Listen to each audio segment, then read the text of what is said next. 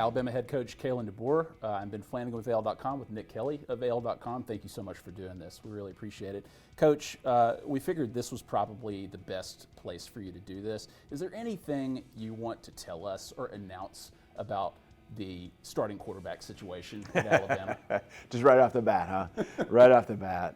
Oh, man, it's, that's the question everyone asks, and I understand it. I mean, you totally get it. The quarterback is an extremely important part of, the football program, of course, the season, and, for us, we got some good ones, and, excited about what that's going to look like this fall.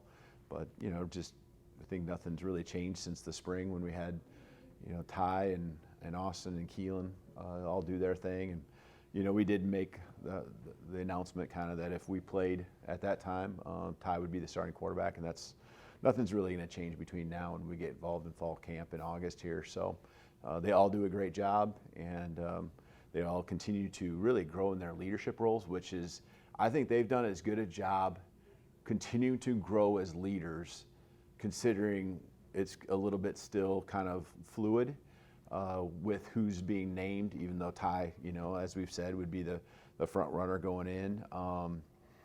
I've really seen these guys do a better job than any other place, considering the circumstances. And it's a tribute to them, and they're naturally going to step on each other's toes in that leadership role and what they're trying to do, but they all, I think, have an appreciation for each other and have handled it just great. You didn't lose any of them to the portal in the spring. You didn't lose anybody to the portal in the spring. When did you realize that you were going to keep this whole roster intact, and what was that moment like? Yeah, I think first of all, the whole roster, the guys just, again, our whole team did a great job of just understanding the situation that they're in, I think, and the coaches doing a great job communicating. Everyone feeling, I think, at least that the direction we're going right now is something they want to be a part of. I think our players are excited about the season. They're excited about the growth that they have individually. They see the development happening. They believe in the coaches. They believe in the strength conditioning and all these other areas of our program that are part of the experience. And they want to do this thing together, and that's what's exciting. But as far as the quarterback position, just like all the other coaches, I think have done a good job of kind of laying out the roles. In this case, I think a lot of it is Nick Sheridan, Ryan Grubb in particular, doing a great job of showing these guys where they're at, being upfront, being honest. I mean, it's amazing what can happen when you're just open and not holding anything back. And these guys truly have an appreciation for the coaching staff, I think, doing that. And also, again, they're seeing the development growth. And, they know that there's more in store for them. They all want to be a part of this, and be the quarterback here in our program. Are you fielding calls all the time? Like, how the heck did you keep your entire roster? Because you're the only SEC program that did. Like, how did you pull it off? Mm-hmm. Oh, I don't think it's a pulling off thing. I think it's just us doing what we do. And I think, for our coaching staff, we have so many different personalities, right? You have to have that, and that's intentional.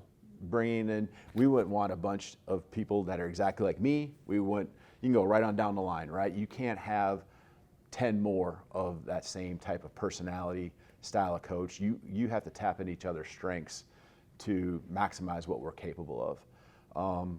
But I think that, that's really what I look at our coaching staff is we got a bunch of people that have relationships still at the priority of who they are and what they try to do. And, it's authentic, and it's probably the best word is meaningful relationships. And that's what I've continued to stress to our staff is, those relationships look different as you go through experiences together. But meaningful relationships mean there's something that's in depth. And what it does is it builds trust. And it allows us to coach our guys in a way where what we tell them isn't something that all of a sudden gets emotional. Like, they realize that we're telling these guys things and we're coaching them up for the betterment of their good. Like, it's going to be something that adds value to who they are as a person and as a player. And because of that, that's why they stay. So to me, it's not something where all of a sudden it's like, oh, we got them all to stay. Like, this is just what we want our program culture to be, is where they know that there's progression that's going to be made, they stay the course, the things will come their way. You know, I want every guy to experience their greatest experiences that they dreamt of in college to happen here. It doesn't always work that way. We get it. Sometimes the changes and who comes in and, you know, who wins a job does affect you. And so, you know, we're just open and honest, and those meaningful relationships allow us to have hard conversations and everyone still, you know, work together. Coach, you're no stranger to year 2, right? Like, your programs have taken big leaps in your second year. Your last stop, obviously, in your second year, you're playing at the highest level. What is your approach to a second season, and why does Alabama take that kind of step in your second season in Tuscaloosa? Yeah, I think it's a lot of what I just mentioned, where the relationships become more real. They just take on another layer, and those layers don't guarantee you success, but it gives you a chance, especially when adverse times come, to be able to really work through it. You know, we have more and more of the right people in this program. You really hope you can nail it with staff first time, and I think, again, combining, it's a unique experience here because you combined a staff that was 12-2 in a national semifinal game, and you take a staff that was a few Washington staff members mixed in with some other people that came from other places, and it isn't something where you're starting, you know, over with a place that was a losing program. And so that's the tricky part, is change for a lot of people. And you know, our staff and our players, I think, have really, I mean, I had appreciation a year ago, but, you know, in the middle of January, you kind of had who you had, and main thing was getting the right people in the place, and now we got the right people in the right spots. And it's going to continue to evolve. It's going to continue to change. We know that, and hopefully, as there's more and more success that we have, you have to go through the process of more change. But the continuity right now is critical. I've always felt like that in year 1 to year 2. Been fortunate, whether it was Washington, Fresno State, even when I was a coordinator, keeping the offensive staff together just led to steps from year 1 to year 2 that, you know, you can evolve, you can adjust to your personnel, you know, and you're not teaching your coaches in your room or on your staff the fundamentals that you want within the core foundation of your program, or, you know, the things on that side of the ball. When I was a coordinator, that you had to kind of reteach because they're the ones teaching the players. It's just be able to evolve, be able to adjust, and just make things better. You talk about continuity, but one big change, Ryan Grubb coming in, and obviously I don't think there's a person in this state who's not excited about Ryan Grubb coming in just because of what he's accomplished. But how would you quantify what he brings? I think people are excited, but maybe not knowing exactly what that difference makes. Yeah, I think it's a really unique situation, right? And you know, one we're blessed to be in, because when you talk about continuity, I think of it as continuity. It's not a change. It's just adding to what was already a really strong staff, and him bringing even more experience, having been in the NFL, just his own growth that he experienced. We all have growth in these times that we have, growth for myself, growth for the staff. And now he's got this growth that he's brought with his time that he spent with the Seahawks. So it's really cool seeing how he just kind of, I don't want to say morphed into, but you know, evolved with the staff now, and they just continue to take it and run. And you know, going back to 2007 was our first year together. We actually knew each other before then, but there's a lot of trust that you have in someone, and there's a lot of trust that's built up over time. And you know, when you got the right people, you know, it's fun to turn it over. And I felt like we got that across the board on our staff, and having Ryan here just really takes it to another level because of how long I've known him, and the experiences we've had together, the things we've talked through. It allows us to be very efficient, whether it's coming off the practice field or in, you know, his office, my office, or wherever we're at, being able to talk through the situations that are either in, or that we're in, or that might be coming our way.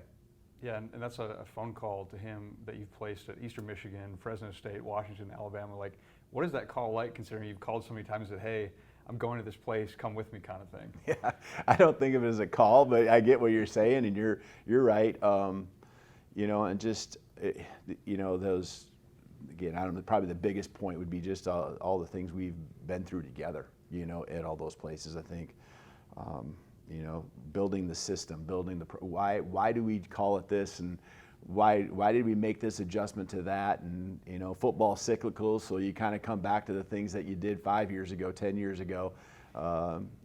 So it's just it's been a lot of fun being on the journey with him. We've each learned a lot. We each, challenge each other, just like I want to challenge other members of our staff, and hope they challenge me. But he's very comfortable doing that because he knows that that's what I want. I want to constantly be challenged because that's how you become the best you can possibly be. Coach, we're surprised every day by what college football fans notice and talk about, right? Including what coaches wear.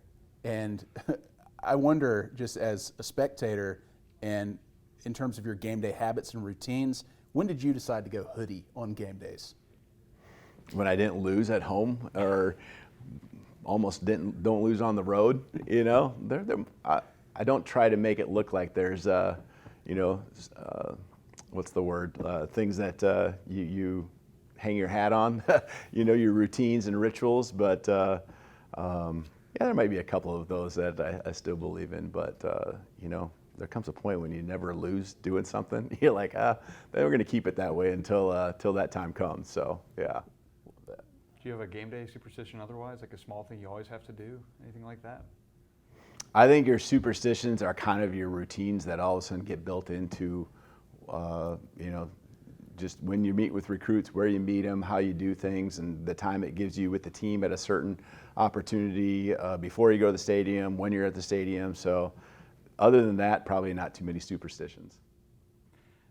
The practice fields right here, and I can't help but think of a quote I think that you mentioned a few weeks back about we caution them not to do too much because this summer is going to be as hard as one they've ever been through. I just want to know what does that mean, or what does that look like? Well, I think what I saw a year ago is that our guys will just go and go and go and go, and it's a long year and it's a long season, and we've been pushing the guys from winter to spring, and even when we got done with spring ball, we were still hitting it hard for a few weeks leading right up to finals.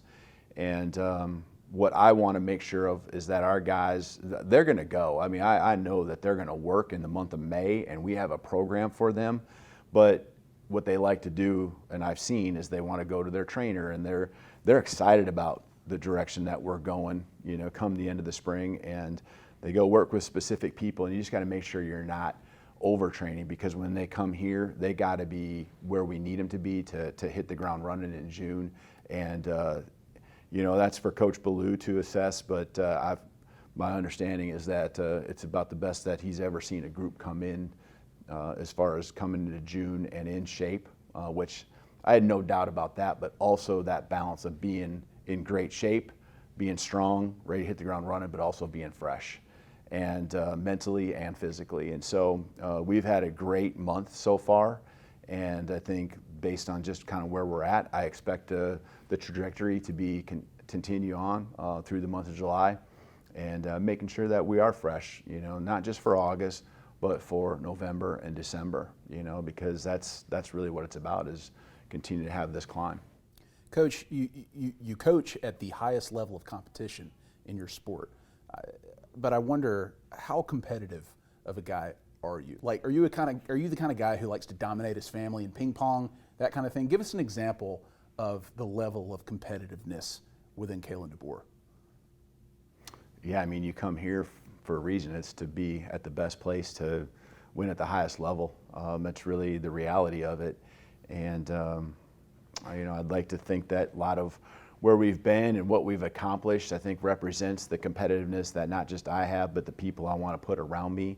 And that wouldn't be possible without those people. There's no question about it. Hiring a great staff that's smart and, has that they're driven to be the best they can be. And kind of the way I look at it is, if I'm the best I'm going to be with the people around me, that the results are going to take care of itself. But yeah, we're pretty competitive around the house too with the family.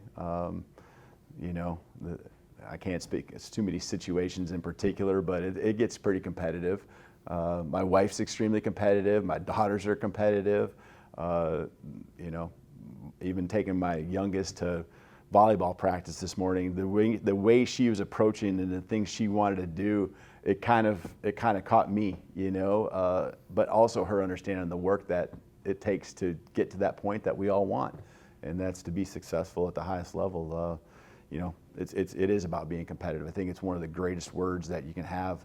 Compete and consistent are two things, and there's more, but compete, consistent, and consistent are two just, I think, traits that are really important to having the right people when you're choosing who you want to be around. Your daughter Alexis, softball at Washington this past year, had a really good year. Is she getting that competitiveness from your wife or from you, or where does that come from? Man, my wife is super competitive. It's I try to balance when it's your own kids, the journey they're on and the people they're with, and she's got some amazing people there to support her, and I'm super proud of her, what she accomplished, and there's a lot of eyes on her just because of the nature of what I do, and for her to be able to just continue on her path and make a name for herself is something, as a parent, I couldn't be more proud of. So yeah, she had a great season, and the cool thing is I just feel like there's a hunger, that's that competitiveness that you want, to where there's more that's even being done now to make sure it continues that direction.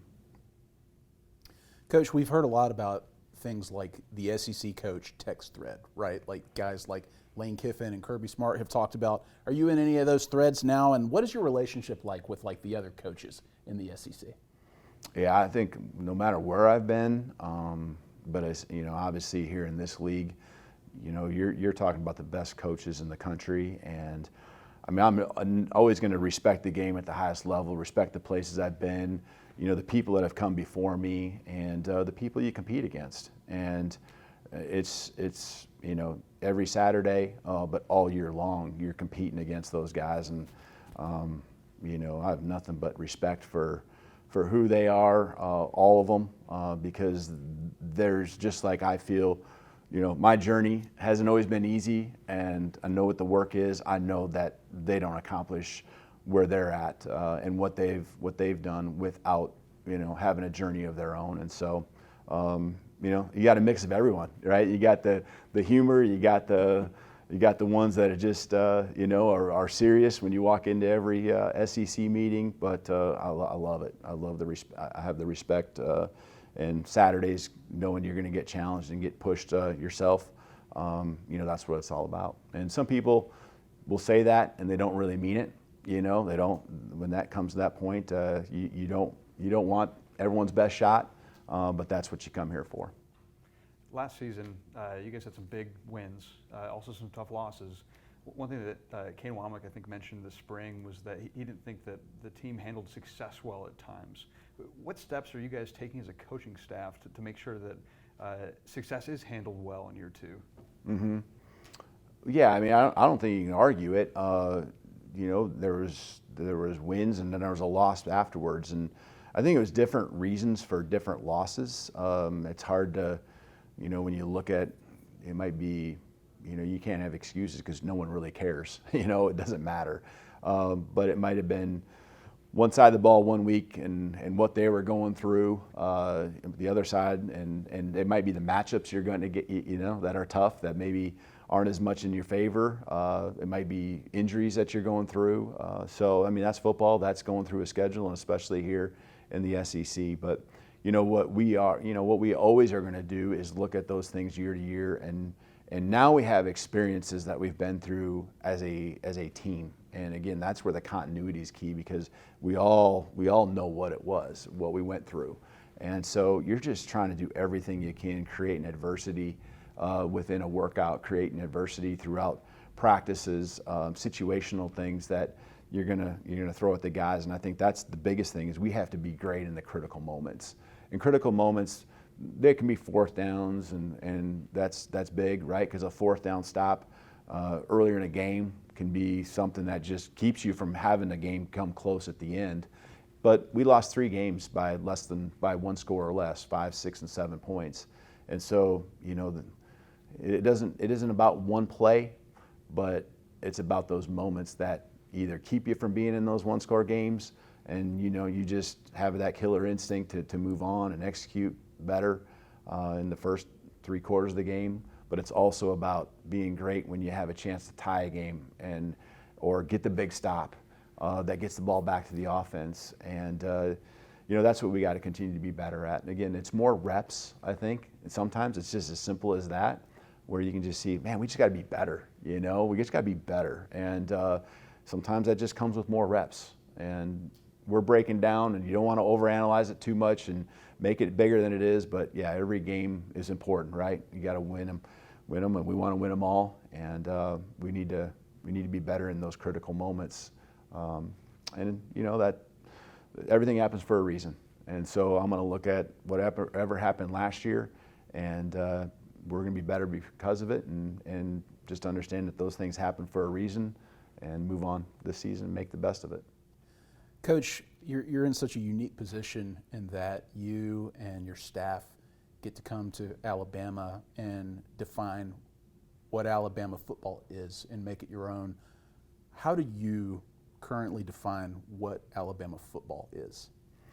Well, I mean, I'm not going to change what the foundation is. I think every winning program, and even if it's a different coach that comes in, I think there's so many foundational things that make a winning team, which then team after team after team makes the winning program.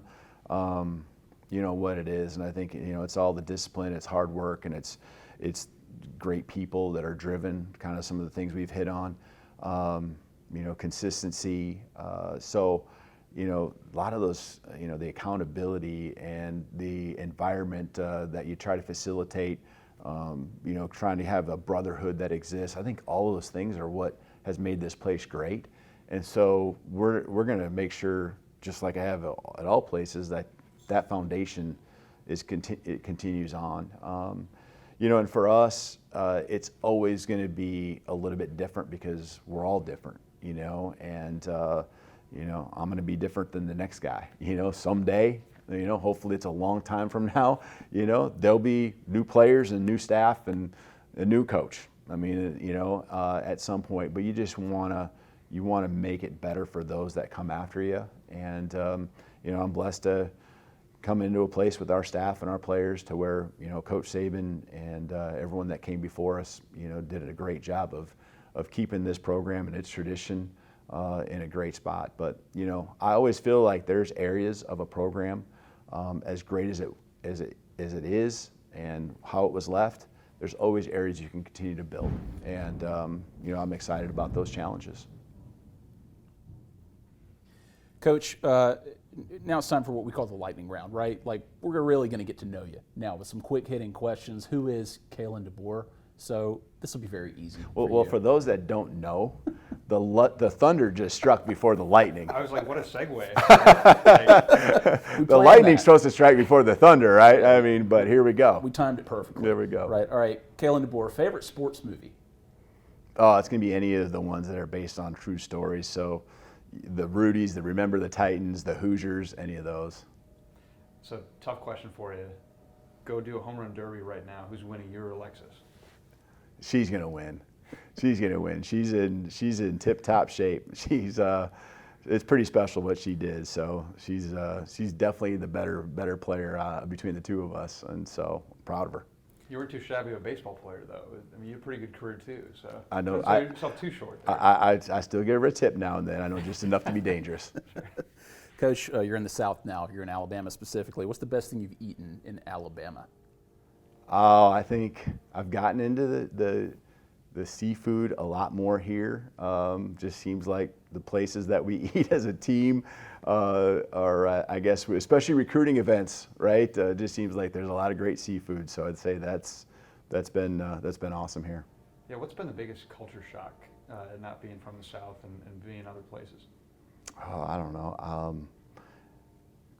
That one, the lightning round's bringing. I'm slowing it down here a little bit, but I mean, I think it's probably, like everyone would probably say, the heat with the humidity, right? I've been where it's hot, I've been where it's humid, but probably heat with humidity. So that's probably the biggest one. Coach, you're in a lot of big games at Alabama, wherever you've been. Day or night games, what do you prefer? Oh man, the environment at a night game is special. A day game as a coach, just because there's a little bit more time, and the only time we get with your family is on a Saturday night usually. It's both. The environment at a night game is pretty special. So, you know, we only get a few months of the year to have games, and so I'll probably say night game. So you win the coin toss. Are you kicking off or are you receiving? What's the option there? It's probably been analyzed enough, so it's not a secret, but I like to defer and defend. Okay. So now there's reasons for taking the ball, and we've done that a few times, you know, over the years, and it usually works out. And sometimes you wonder if you should do it more, but you know, I love playing the long game. Coach, Alabama has classic uniforms, some of the best. Do you prefer the crimson or the white? Man, there's something about home games, and I think a lot of it is what I've seen over the years myself watching Alabama football going back decades, and so I think there's something about the crimson, you know, and it's pretty special. And you know, the helmets and just the consistency of what it's looked like over so many years, it's amazing. So it's a blessing to be wearing it, that's for sure. Going back to your play calling days, you prefer to throw a deep pass or a screen pass? Oh yeah, the deep one, right? I mean, everyone's coming out of their chairs, and you know, the excitement of that. It's definitely the deep ball. But you understand the reason for a screen pass. We all do. A couple more of these, Coach. Game-winning drive or goal line stand? Oh man, this is probably going to give out the true identity, right, of being an offensive guy. But it's got to be a game-winning drive. So I love the excitement of a goal line stand is pretty special. But you know, the plays that add up. You know, there's a couple in particular over the years, some 99-yard drives to win a game. They've been pretty special. Now, circumstance might dictate this, but punt or go for it? Yeah, I mean, James Burnip flipped the script on me a little bit because he was a weapon in himself. But I love to go for it, but it's got to be something that's not, you know, there's a risk reward to that, obviously, so you got to be smart. Speaking of that, analytics or gut instinct? Analytics with a gut instinct. So analytics give you a little bit of maybe what you should do, but I still think that before analytics there was a gut instinct that won a lot of games for me, for us, and so in the end we'll still go with that. And you know, there's a lot of things that analytics still don't take into account. You know, momentum. Weather. I mean, there is some actually where weather is a part of it, but there's a lot of other pieces, I think, that you still just have to rely on your gut, especially when you've done it for a while. Sure. We're going to end with a tough one because people around here will disagree, but who's the GOAT? Coach Bryant or Coach Saban? I'm not answering that. I'm not answering that one. Yeah, that one's not getting answered. So see, that's a smart answer. This is a smart guy right there. We go. There we go. No, not to take a side. We got a few goats, that's for sure. It's amazing what's accomplished, and even sitting in the room, I know people can't see it, but you know, looking at the pictures of the greatness that's happened in this program, it's special, and can't wait to have a season and seasons ahead that you know, continue to build on what they've put so much time into.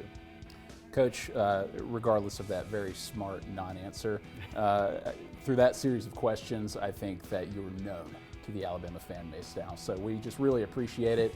Alabama head coach Kalen DeBoer, thank you so much for your time. I appreciate you guys. Thank you. Roll Tide.